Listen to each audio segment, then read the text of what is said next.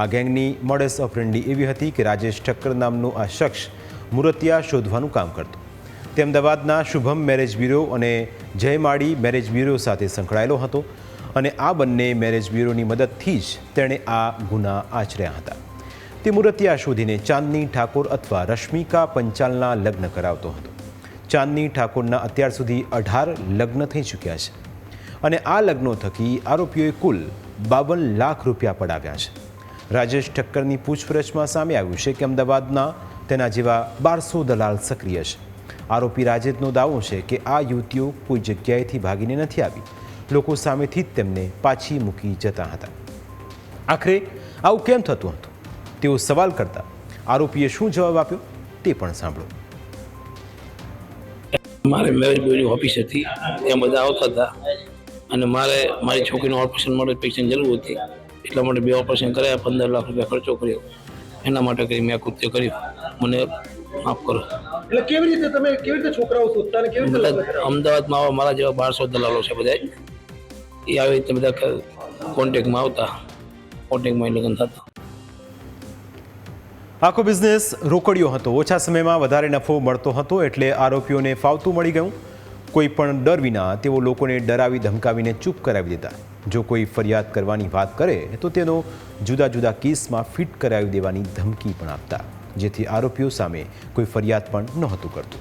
જ્યારે આ અંગે ચાંદની ઠાકોરને પૂછવામાં આવ્યું તો તેણે એવો દાવો કર્યો કે તેણે લગ્ન માટે દબાણ કરવામાં આવતું હતું.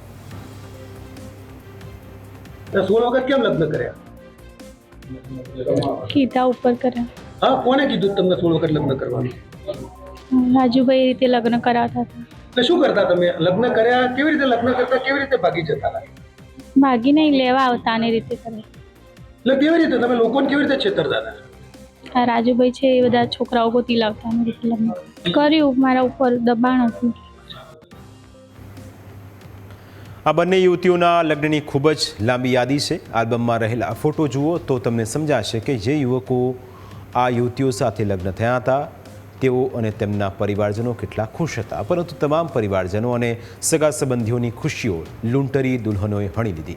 ચોંકાવનારી વાત તો એ છે કે આ યુવતીઓ જુદી જુદી જગ્યાએ લગ્ન કરવા માટે તેમના આધાર કાર્ડ પણ ડુપ્લિકેટ બનાવડાવતી હતી, એટલે કોઈને તેમના ઉપર શંકા પણ ન જતી. આરોપીઓ રાજ્યમાં જ્યાં જ્યાં મૂર્તિઓ મળે ત્યાં પહોંચી જતા.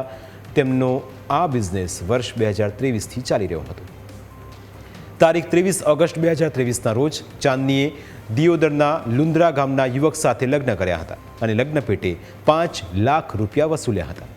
તેના થોડા દિવસ બાદ 5 સપ્ટેમ્બર 2023ના રોજ ઈડરના અરોડા ગામના યુવક સાથે લગ્ન કર્યા, જેમાં 2.80 લાખની વસૂલાત કરાઈ હતી.